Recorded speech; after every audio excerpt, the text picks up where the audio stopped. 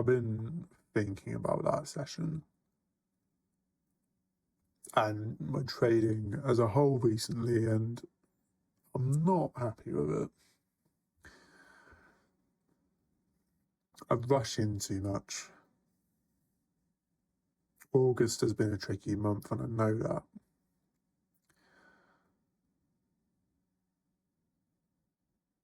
And I saw that opportunity today, and I just took it. I'm not saying the setup was wrong. I'm saying the reason I entered was because I wanted a trade.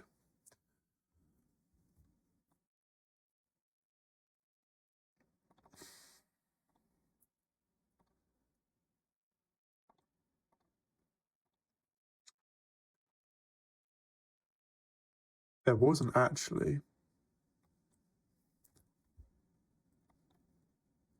a much better trade. It was the same rough setup, but it was better. We filled the new opening gap perfectly. We had a proper sequential SMT with YM. YM tapped perfectly back into its gap, at which point NQ broke lower. NQ broke lower again. We had that final retracement here. If price were to come up again, this is the candle I would be looking at of reaching consequent encroachment. Now, if I had waited till just gone 10, yes, we're crossing over into Q4, but that in itself is a much better trade than what I took before.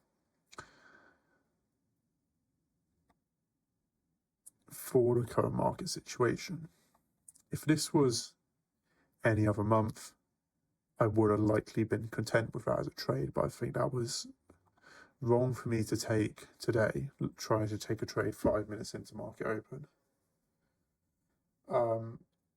And that's why I went wrong today. So I'm going to take a minute and I'm going to come back to the charts and just sort of review the day.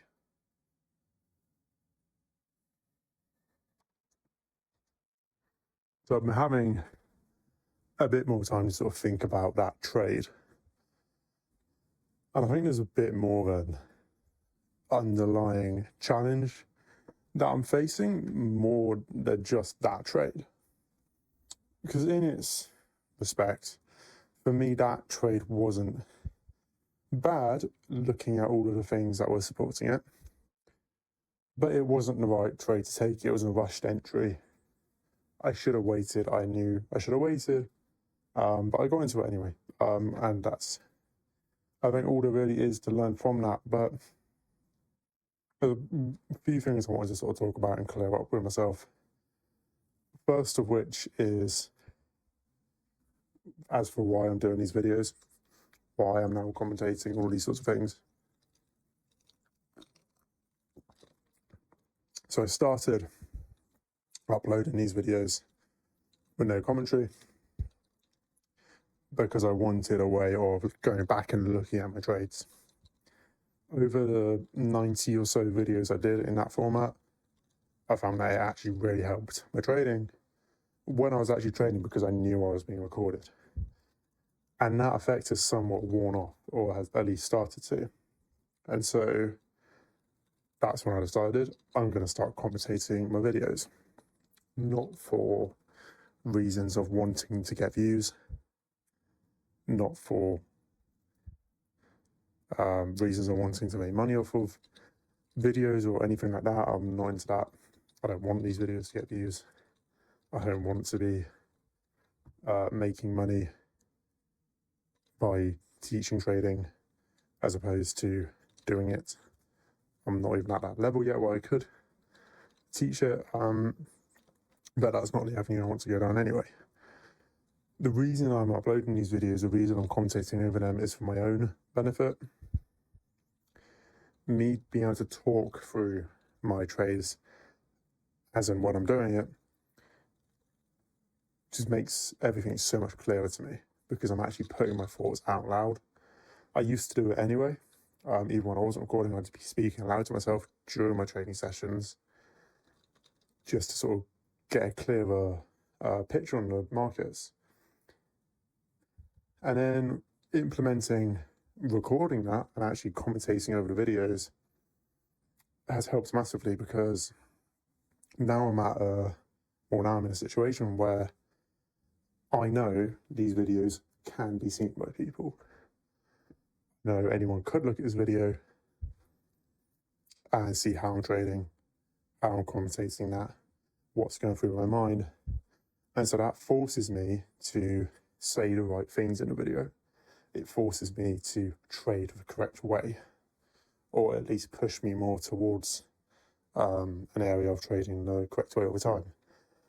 And it constantly keeps my mind on the ball because I don't want to be taking trades that I'm not proud to show.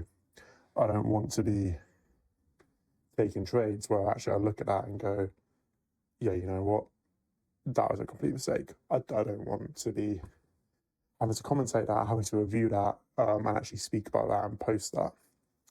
And so that's the reason I'm doing this. It's keeping my mind on the ball and it's making me a better trader. It's making me take better decisions within the markets. But moving on from that, I wanted to discuss with myself the later months in the markets and how I'm going to go about trading that. Last year, I think I sort of built up a bit of a fear of the later months, that being August through to sort of January, because I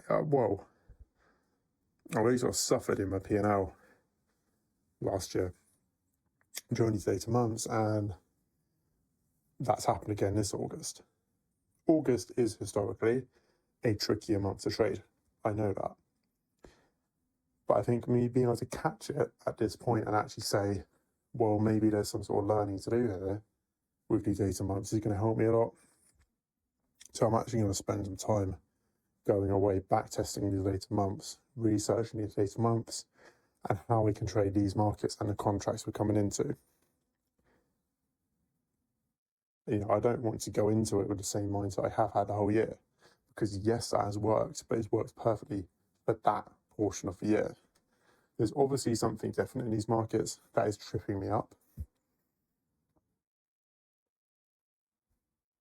And that's just something that I need to go and understand and I need to learn. So that's going to be my sort of focus. I'm hoping to get that done today. To just go and sort of learn. And I'll continue to do that, of course. I'll continue to backtest these later months, continue to see how I need to adapt. Because adapting a trading strategy is, of course, something that needs to be done throughout the year. And I was also thinking to myself, if I can really progress my trading from now until sort of January, I can only imagine how well I'm going to perform in the markets February onwards next year. You know, if I can trade these markets, I should be in a pretty good position to trade for markets that I actually like February onwards. So I think that's my main sort of focus at the moment, is just, just seeing how I can adapt my trading to sort of better suit these later months. I haven't actually necessarily gone back through the markets for today yet. You know, I also sort of want to leave it at the fact that I rushed the entry. The entry was here, as I've got marked out now. I took it here. I just rushed it. I rushed in. My draw was correct in terms of direction. We wanted to go down, and obviously we perfectly touched the Q2 open. Again, it's almost like there's an algorithm. It's almost like time plays a part, and guess what? I don't pay attention to time. But that was the issue for today. And I don't think there's anything more I want to go into on that. I want to leave it at that. I want to just leave it at the fact that I messed up on time, and that's then a simple thing to fix. So, you know, it's a good mistake in some sense. And a cheap one as well, luckily. I've got about $420 left to draw down on this account. I was up about 2.6, so I've lost just over $2,000 this month, which is painful, but it's taught me valuable lessons, and I'll thank myself for this in the future.